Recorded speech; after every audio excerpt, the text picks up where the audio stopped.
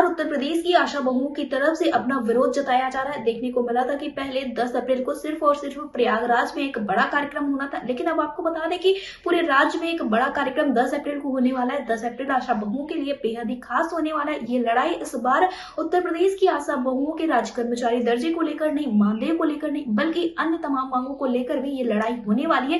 फिलहाल ये लड़ाई किन मांगों पर होगी, किस तरह से होगी और ये जो 10 अप्रैल का कार्यक्रम है ये क्यों इतना बड़ा कार्यक्रम माना जा रहा है, इस विषय पर ज्यादा जानकारी देते हुए प्रदेश अध्यक्ष विजय विद्रोही ने क्या कुछ कहा है, आप भी सुनिए। विजय विद्रोही जी, आपका हमारे चैनल अटल टीवी पे बहुत बहुत स्वागत है।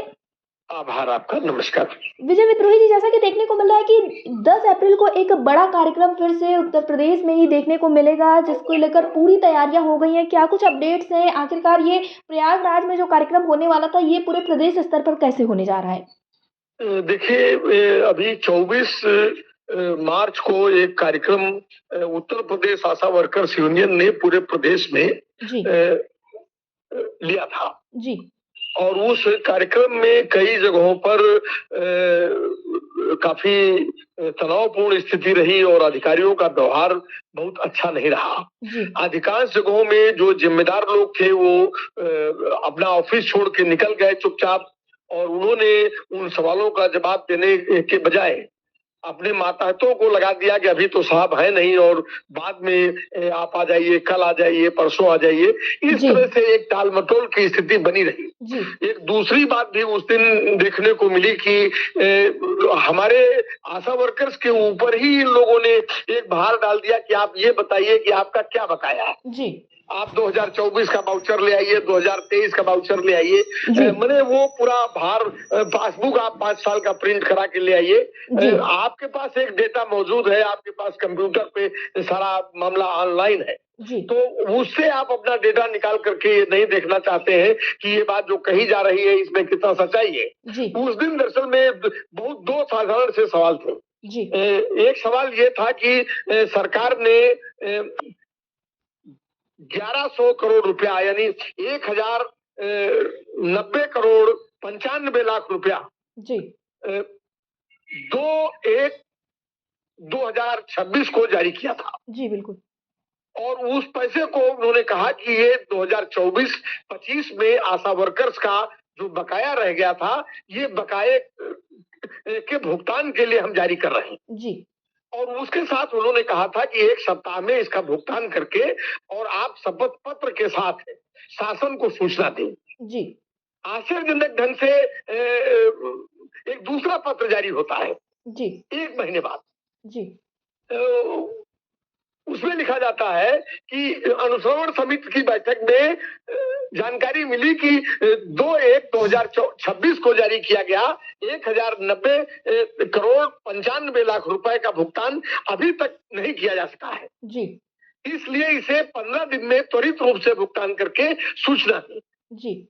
ये 1 महीने बाद पहले शपथ पत्र के साथ सूचना मांगी गई और त्वरित भुगतान की बात कही गई। बाद में उन्हीं एनएचएम निदेशक ने एक दूसरी चिट्ठी 1 महीने बाद जारी की, यानी कि उनके उस आदेश का पालन किसी ने 1 महीने तक नहीं किया था। उसका पालन अभी भी नहीं हुआ। वो 1090 करोड़ 95 लाख रुपया यानी 11 अरब रुपया है। उत्तर प्रदेश में 1,68,000 आशा वर्कर्स हैं। उनका 2024 और 25 के बीच का 1 वर्ष की ये बकाया राशि है जो शासन ने वादा कर लिया था। कमिटेड राशि कहते हैं इसको, कि हम देंगे आपको, और दे करके इन्होंने अगले साल के लिए टाल दिया और अब की साल इन्होंने आंदोलन के दबाव में जारी किया। अब ये 11 अरब रुपया पूरे प्रदेश में आपने कहां बांटा, किसको दिया, किसको नहीं दिया? हम लोग ये कह रहे हैं कि आप हर सामुदायिक स्वास्थ्य केंद्र में इस पैसे के वितरण की सूचना, इसका ब्यौरा आप चस्पा कर दीजिए। तो आप उसको बता नहीं रहे हैं। आप हमसे वाउचर मांग रहे हैं कि हमारा 24 का वाउचर आप ले आइए, आप साबित करिए कि आपका बकाया है। अगर हमारा बकाया नहीं था तो सरकार ने और राष्ट्रीय स्वास्थ्य मिशन ने 1090 करोड़ 95 लाख रुपया क्यों जारी किया? हमारा बकाया था, तभी उन्होंने कहा कि ये बकाया है और इसको भुगतान के लिए हम जारी कर रहे हैं। इसको आप 1 हफ्ते में, फिर 1 महीने में, फिर अभी 15 दिन में आप भुगतान कर दीजिए। आज हम आपसे 29 तारीख को बात कर रहे हैं, अभी भी उसका भुगतान नहीं हुआ है। कुल मिला के मैं ये कहना चाहता हूं कि सरकार ने और राष्ट्रीय स्वास्थ्य मिशन ने पैसा जारी कर दिया। जी। वो पैसा आशा वर्कर्स के लिए नहीं जारी किया, कागज पर आपने हमारे लिए जारी कर दिया। बाकी वो आप की जो नौकरशाही है उसकी अपनी जेब में जाने के लिए वो पैसा जारी कर लिया कि ये 1090 करोड़ रुपया आपको जारी कर रहे हैं आशा वर्कर्स के लिए, और आपको इसे कैसे अपनी जेब में डाल लेना है, कैसे इसको पूरा खा जाना है, कैसे इसको लील जाना है, कैसे इसमें डकार नहीं लेना है, इसका काम आप करिए। और पूरा ललितपुर से लेकर के कुशीनगर तक सारे के सारे सीएमओ या जिलाधिकारियों ने एक ही बात कही जहां पर मुलाकात हुई कि आप अपना वाउचर ले आइए और आप साबित करिए कि आपका कुछ बकाया है। जी। इसी क्रम में दो जगह काफी तीखी बातचीत हुई। जी। कानपुर के सीएमओ ने आशा वर्कर्स के खिलाफ एक बहुत अभद्र और अपमानजनक टिप्पणी की। उन्होंने कहा अरे 2 टके वाली है, हम सुबह से शाम तक सेवाएं दे रहे हैं। जी। आप हमें वॉलंटियर कह रहे हैं। वर्ल्ड हेल्थ ऑर्गेनाइजेशन हमें ग्लोबल लीडर कह रहा है। जी।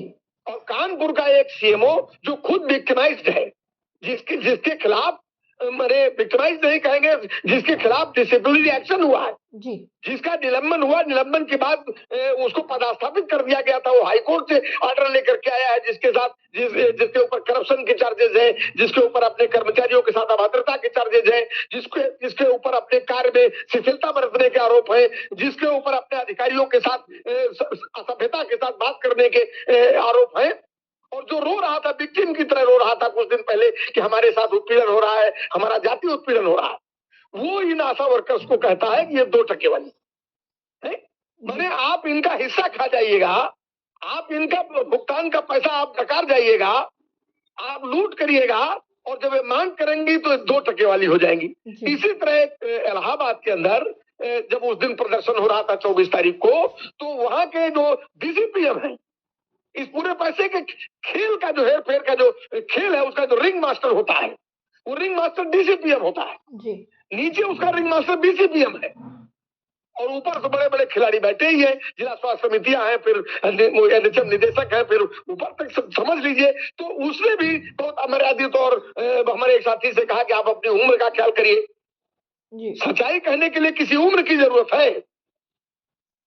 तो ये जो पूरा मसला है कि अरे आप पैसा भी खा जाएंगे, आप ठीक से बात भी नहीं करेंगे, हम सवाल पूछेंगे तो आप हमको अपमानित करेंगे, बेइज्जत करेंगे। तो सवाल ये है, अभी भी है कि हम इस अपमानजनक जो व्यवहार है उसके खिलाफ हमारा प्रतिवाद है। और हमारा दूसरा प्रतिवाद इस सवाल को लेकर के है कि बाकी जो वाउचर और इस साल का 2025 का जो भुगतान है, 2025-26 का, उस पर हम बाद में बात करेंगे। सरकार से हमारी मानदेय की बढ़ोतरी की जो बात चल रही, उसमें हम बाद में बात करेंगे। उसमें हमारी सरकार से बात चल रही, मासिक तोकाश की बात चल रही है, ग्रेजुटी की बात चल रही है, वो सवाल हमारे दूसरे हैं। जी। ये 1090 करोड़ 95 लाख रुपया जो सरकार ने 24-25 का दिया है, इसके एक एक पैसे का ब्यौरा आपको सार्वजनिक करना पड़ेगा कि आपने किन आशाओं को भुगतान किया है और कहां भुगतान किया है। जी। इस सवाल को लेकर के प्रयागराज ने उस दिन हुए दुर्व्यवहार और जिस तरह से अधिकारी निकल गए चुपचाप, उन्होंने दोबारा उस कार्यक्रम को लेने का कार्यक्रम तय किया था कि हम दोबारा 10 तारीख को फिर आएंगे। जी। तो इसको कल प्रयागराज में ही एक मीटिंग हुई है all India central council of trade unions की, और उस बैठक में जो आशा वर्कर्स यूनियन को रिप्रेजेंट करने वाला नेतृत्व तो भी मौजूद था। तब ये तय किया गया कि नहीं, सवाल पूरे प्रदेश के अंदर है, वो गोरखपुर में भी सवाल है, ये सवाल कुशीनगर में भी है, ये सवाल देवरिया में भी है, ये सवाल सोनभद्र में है, चंदौली में है, ये ललितपुर में है, कानपुर में है, या प्रदेश के किसी भी हिस्से में है, बदायूं में है, बरेली में है, लखीमपुर खीरी में है, रायबरेली में है। तो ये सवाल को लेकर के पूरे प्रदेश का जब जो सवाल है, तो 10 तारीख को पूरी ताकत लगा करके और इस सरकार के भ्रष्टाचार को उजागर करते हुए कि आपने पैसा दिया और दे करके खुदे डकार गए, ये कौन सा राज चल रहा है, इस बात को हम लोग हाईलाइट करेंगे और अपने हिस्से को जानने के लिए और इनसे मांगने के लिए हम लोग 10 तारीख को फिर पूरे प्रदेश में इकट्ठा होंगे। ये हमारा 10 तारीख का कार्यक्रम। जी, विजय विद्रोही जी, अटल टीवी से जुड़ने के लिए धन्यवाद। आभार।